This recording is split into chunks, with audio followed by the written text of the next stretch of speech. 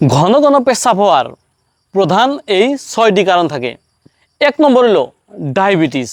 আমরা সবাই জানি যে ডায়াবেটিস হইলে ঘন ঘন পেশাব হয়, কিন্তু ডায়াবেটিস হইলে লগে কিছু সাইন সিমটম থাকবো, যেমনি আপনার বেশি করে পানি পিপাসা লাগবো, হ্যাঁ, বেশি করে পানি পিপাসা লাগবো আর গলা শুকিয়ে আইব, হ্যাঁ, এটা আপনার ডায়াবেটিস হইলে লক্ষণ। 2 নম্বর আপনার যদি পেশাবে যদি ইনফেকশন হয়, যদি ইউটিআই থাকে, ইউরিনারি ট্র্যাক ইনফেকশন, তাইলেও আপনার ঘন ঘন পেশাব হইতে পারে। কিন্তু এই ঘন ঘন পেশাবের সাথে আপনার কি থাকবে? পেশাব জ্বালা পোড়া থাকতে পারে, তলপেট বিষ থাকতে পারে, বা পেশাব আপনার হালদিয়া থাকতে পারে, আর অল্প অল্প পেশাব হবে, ক্লিয়ার হবে না।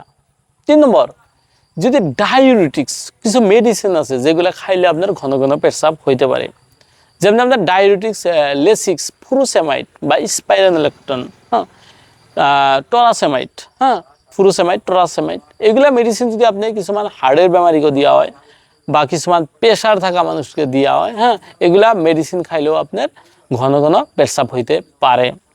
4 নম্বর, আপনার প্রোস্টেট গ্ল্যান্ড এনলার্জমেন্ট। প্রোস্টেট মানে আমাদের তলপেটে একটা গ্ল্যান্ড থাকে, এই গ্ল্যান্ডটা আপনার যদি বড় হয় তথাপি আপনার ঘন ঘন পেশাব হইতে পারে।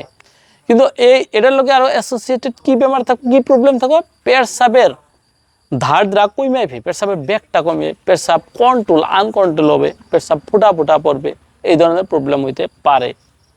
5 নম্বর, আপনি অবশ্যই যদি পানি বেশি খান, আপনি যদি পানি বেশি খান তথাপি আপনার ঘন ঘন পেশাব হইতে পারে।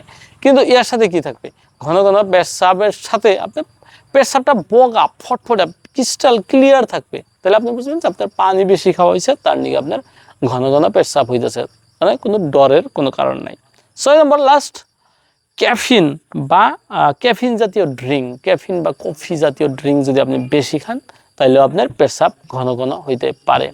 তাহলে মূলত আমরা খালি পেশাব ঘন হইলেই খালি ডায়াবেটিস ভাবুন না, বাকি এই কারণগুলোর সাথেও পেশাব বেশি হওয়ার কারণ নিহিত হয়ে থাকে। ঠিক আছে, আজকে নিয়ে ধন্যবাদ।